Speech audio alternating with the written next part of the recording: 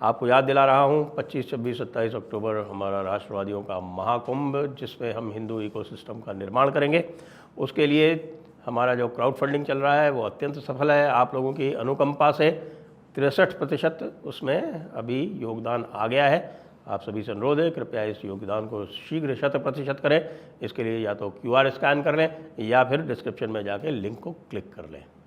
नमस्ते, आप सभी से अनुरोध है कि कृपया हमारे चैनल को सब्सक्राइब करें और इस वीडियो को लाइक करें और शेयर करें।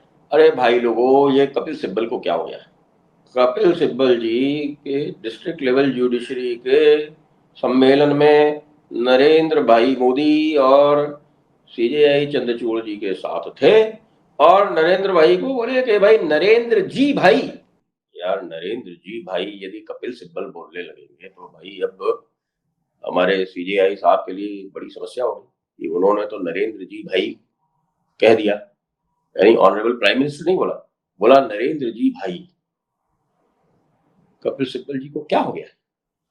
कपिल सिब्बल जी ने बहुत सारी बातें बोली जुडिशरी के बारे में, लेकिन जुडिशरी के बारे में जो कुछ भी बोला, वो जो बोलना चाहिए था हमारे चंद्रचूड़ जी को, वो तो बोला नहीं। भाई कपिल सिब्बल जी बोल क्या रहे थे? उनकी मुख्य समस्या क्या थी? वैसे जो उनकी मुख्य समस्या थी वो होनी नहीं चाहिए, क्योंकि उससे तो उनको बिल्कुल एक लाभ मिलता है, फायदा मिलता है। तो वो कह रहे हैं कि साहब की नीचे के लेवल पे बेल नहीं मिलती। तो भाई नीचे के लेवल पे बेल नहीं मिलती, चलो ठीक है, इंफ्रास्ट्रक्चर आदि की बात कर लो तब तक तो ठीक है, लेकिन नीचे के लेवल पे बेल नहीं मिलती तो उसमें नरेंद्र जी भाई क्या करेंगे? हमारे चीफ जस्टिस ऑफ इंडिया जो है चंद्रचूड़ जी, वो भी समय समय पर बोलते रहे हैं कि नीचे के लेवल पे बेल नहीं मिलती। तो नीचे के लेवल पे बेल नहीं मिलती तो आप क्या कर रहे हैं? नीचे के लेवल पे बेल क्यों नहीं मिलती? मैं बता देता हूँ नीचे के लेवल बेल क्यों नहीं मिलती। नीचे के लेवल पे बेल इसलिए नहीं मिलती क्योंकि जो डिस्ट्रिक्ट लेवल जुडिशरी है उसको आज भी ये सबऑर्डिनेट जुडिशरी कहते हैं। हमारे chief justice of India Chandrachud ji ने ये फिर से कहा कि साहब it is not subordinate judiciary, it is an integral fulcrum of the judicial system. तो अगर ये सबऑर्डिनेट जुडिशरी नहीं है तो आपने हाई कोर्ट के लेवल पर इंस्पेक्टिंग जजेस क्यों अलाउ किए हुए? हर हाई कोर्ट ने अलग अलग डिस्ट्रिक्ट बांट रखे और वहां इंस्पेक्टिंग जजेस जाते हैं।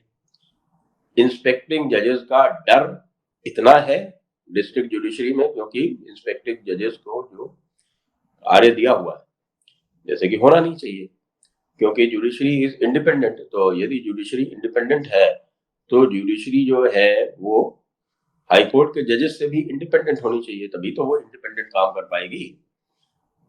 लेकिन ऐसा होता नहीं। इंस्पेक्टिंग जजेस जो है वो जब इंस्पेक्शन करते हैं तो वो हर तरह का इंस्पेक्शन कर लेते हैं, वो फाइल्स का इंस्पेक्शन कर लेते हैं और विशेषकर से उनका ध्यान ये होता है कि साहब की कोई बेल जल्दी तो नहीं ग्रांट कर दी, कोई ऐसा आदेश तो नहीं पारित कर दिया जिससे ऐसा लगे कि साहब किसी का फेवर कर दिया हो। तो ये सब जब है वो माइक्रो लाइट से सर्च किया जाता है, माइक्रोस्कोप से।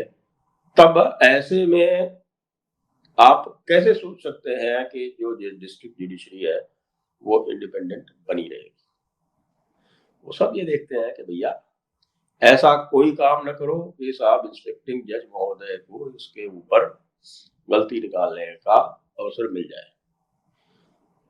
1973 में नई CRPC जब आई थी तब उस समय एग्जीक्यूटिव और जुडिशरी का डिस्ट्रिक्ट लेवल पे भी विभाजन कर दिया गया था। नहीं तो पहले बहुत सारे प्रदेशों में यह प्रचलन था कि डिस्ट्रिक्ट मजिस्ट्रेट भी डिस्ट्रिक्ट जज का भी काम किया करता था। डिस्ट्रिक्ट और सेशंस जज और डिस्ट्रिक्ट मजिस्ट्रेट एक ही हुआ करते थे। अभी नॉर्थ ईस्ट के तो अधिकतर प्रदेशों में अभी तक हुआ करते थे। वहां जब जाके 2 नए हाईकोर्ट बनाए, बल्कि 3 नए हाईकोर्ट बने, तो 3 नए हाईकोर्ट बनने के बाद वहां भी परिवर्तन होना आरंभ हुआ और डिस्ट्रिक्ट जजेस जो है वो अलग से अपॉइंट होने लगे। वरना मैं मेघालय में गया था 2010 में शायद, तो उस समय जो डिस्ट्रिक्ट मजिस्ट्रेट साहब थे वो डिस्ट्रिक्ट एंड सेशन जज का भी काम ही कर रहे थे। काम ही इतना कम था, काम इतना कम था कि उसके लिए अलग से पूरा full fledged judicial infrastructure provide करने की आवश्यकता वहां थी नहीं। सिक्किम का भी यही हाल है, वहां भी डिस्ट्रिक्ट मजिस्ट्रेट डेवलप कर रहा था, लेकिन वहां पे अलग से जब से आ गया हाई कोर्ट, तो वहां भी स्थिति जो है वो इस प्रकार की हो रही है, क्योंकि डिस्ट्रिक्ट जज जो है वो एक प्रकार से हाई कोर्ट के जो सबऑर्डिनेट जुडिशरी का कॉन्सेप्ट, जिसको जो कहते हैं, सीजेआई बार बार कहते हैं कि सबऑर्डिनेट जुडिशरी नहीं है, वो इस इंस्पेक्टिंग जज और हाई कोर्ट के कारण डिस्ट्रिक्ट कोर्ट और हाई कोर्ट का जो पूरा का पूरा सिस्टम है वो एक मास्टर और सबऑर्डिनेट का ही है। लेकिन हम ये जानना चाहेंगे कि भाई कपिल सिब्बल को क्या हुआ। बाकी तो सब ठीक है कि भाई उन्होंने अपने पॉइंट उठाए, अब जुडिशरी का सम्मेलन है तो पॉइंट तो उठाए ही जाएंगे। हमारे सीजेआई ने भी पॉइंट उठाए, मोदी जी ने इसका अवसर उठाया महिला अत्याचारों के विरुद्ध बोलने का, तो महिला अत्याचारों के विरुद्ध उन्होंने जो अपनी प्राथमिकता थी उसको रेखांकित कर दिया, बहुत अच्छी बात है। लेकिन कपिल सिब्बल को क्या हुआ है? क्या कपिल सिब्बल पाला बदलने की सोच रहे हैं? क्योंकि मैंने अधिकतर देखा है कि इस प्रकार का जो व्यवहार में परिवर्तन अचानक हुआ होता है, क्योंकि Kapil Sibal honourable prime minister कह सकते थे आसानी से, उसमें क्या संभव, क्या क्या दिक्कत है? सभी लोग कहते हैं that is the formal way of addressing the prime minister in any event. किसी भी इवेंट में फॉर्मल तरीके से, औपचारिक रूप से इसी प्रकार से प्रधानमंत्री को संबोधित किया जाता है, तो आराम से कह सकते थे। लेकिन उन्होंने नरेंद्र जी भाई कहा। अब नरेंद्र जी भाई कपिल सिब्बल जो है वो कपिल सिब्बल पंजाबी है, तो पंजाब में भी नरेंद्र जी तक तो हम समझ सकते हैं, वहां बोला जाता है जी जो है वो पंजाब में बहुत उपयोग में लाया जाता है। लेकिन नरेंद्र जी भाई ये क्या हुआ? यानी पंजाबी और गुजराती दोनों एक साथ नरेंद्र जी भाई कह के संबोधित करने के कारण कपिल सिब्बल जो है लोगों में खतरा उत्पन्न कर रहे हैं। अभिषेक मनु सिंघवी ने बताते हैं कि फोन किया कपिल सिब्बल को। देखिए, सोर्सेस से कह रहा हूँ, मुझे ये मत कहिएगा कि साहब कि आपके पास प्रूफ क्या है। मेरे पास इसका कोई प्रूफ नहीं है, तो पहले से बता दूं। तो इसलिए मेरे ऊपर भाई साहब किसी तरह का इस पर मुकदमा मत कीजिएगा।